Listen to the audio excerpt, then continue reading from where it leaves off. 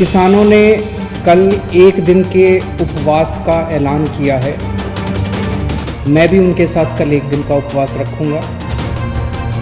केंद्र सरकार के कुछ मंत्री बार बार कह रहे हैं कि ये किसान देशद्रोही हैं।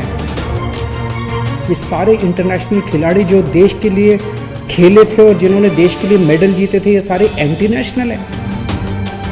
इस देश के किसानों को एंटी नेशनल कहने की हिम्मत मत करना। कहते सर, इन बिलों में ये लिखा है कि अब कोई आदमी कितना भी अनाज जमाखोरी कर सकता है। अब जो केंद्र सरकार कानून लाई है, इसमें जमाखोरी करना अपराध खत्म कर दिया गया। अब जमाखोरी करना अपराध नहीं बचा है। अब कोई कितनी भी जमाखोरी कर सकता है। खेती बिलों के विरोध विच अन्नदाता सड़कों पर बैठे ने। किसानां दे इस अंदोलन के कारण राजनीति भी गरमाई हुई नजर आ रही है।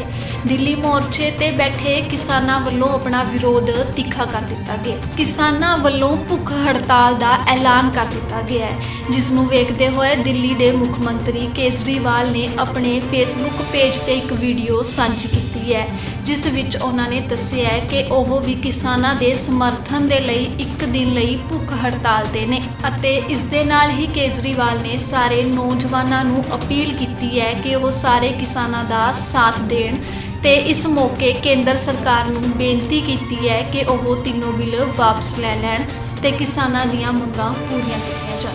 सबको नमस्कार। किसानों ने कल एक दिन के उपवास का ऐलान किया है।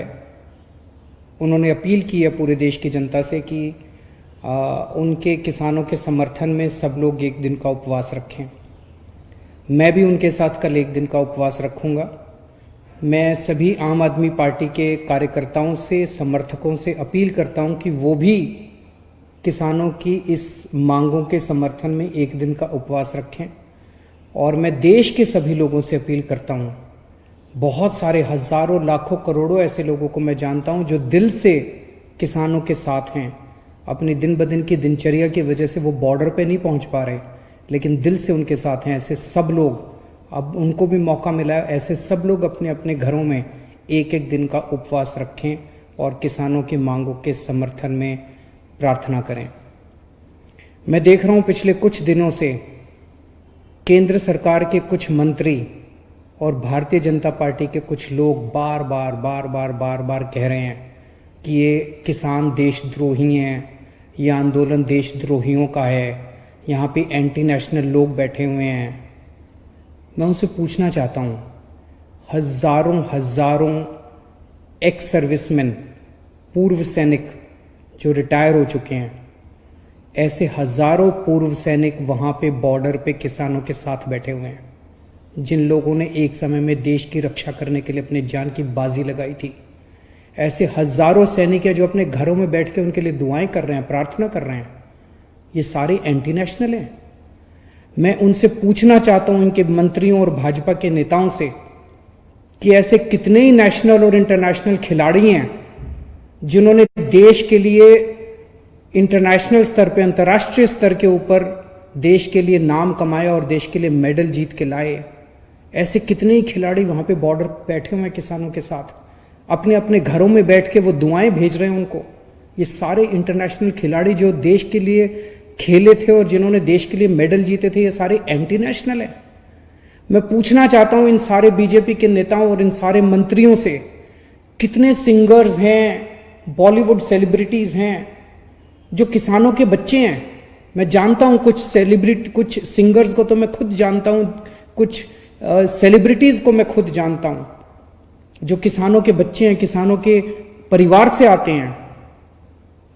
ये सब लोग जो इनको समर्थन कर रहे हैं, ये एंटी नेशनल हैं। कितने ही ऐसे डॉक्टर्स हैं जिन्होंने अपना समर्थन दिया है, ये सब डॉक्टर्स हमारे देश के एंटी नेशनल हैं। आज मुझे पता चला बहुत बड़ा वकीलों का समूह बॉर्डर के ऊपर उनको समर्थन देने के लिए पहुंचा था। ये देश के सारे वकील एंटी नेशनल हैं। कितने ही व्यापारी हैं, पंजाब से कई व्यापारी मेरे से मिलने के लिए आए कुछ दिन पहले। उन्होंने बताया कि पूरे पंजाब के सारे व्यापारी इनके साथ हैं, और केवल पंजाब नहीं, पूरे देश के सारे व्यापारी इनके साथ हैं। देश के सारे व्यापारी एंटी नेशनल है। मुझे याद आ गया अपने अन्ना हजारे जी के आंदोलन के दिन, जब हम भी रामलीला मैदान में आंदोलन के लिए बैठे थे।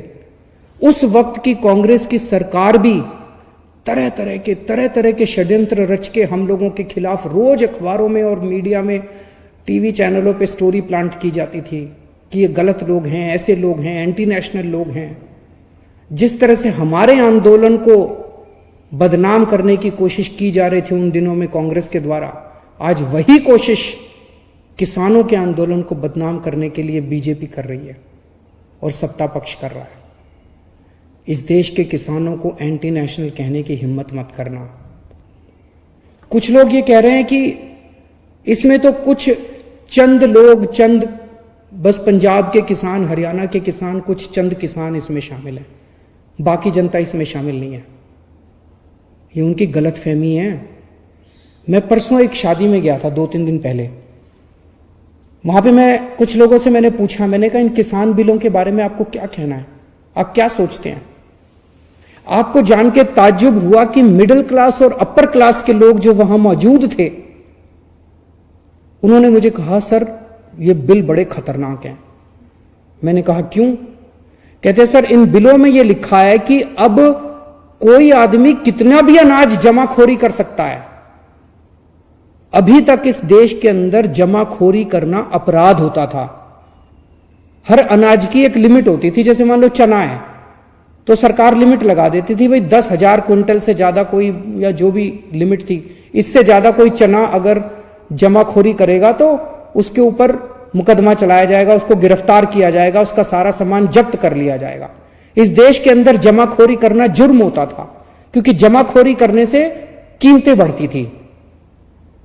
अब जो केंद्र सरकार कानून लाई है, इसमें जमाखोरी करना अपराध खत्म कर दिया गया। अब जमाखोरी करना अपराध नहीं बचा है। अब कोई कितनी भी जमाखोरी कर सकता है, कितना भी सामान, कितना भी अनाज जमाखोरी कर सकता है।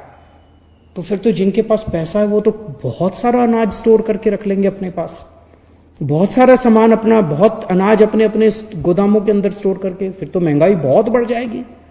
तो मुझे वो लोग कहने लगे सर इससे तो महंगाई बहुत बढ़ जाएगी।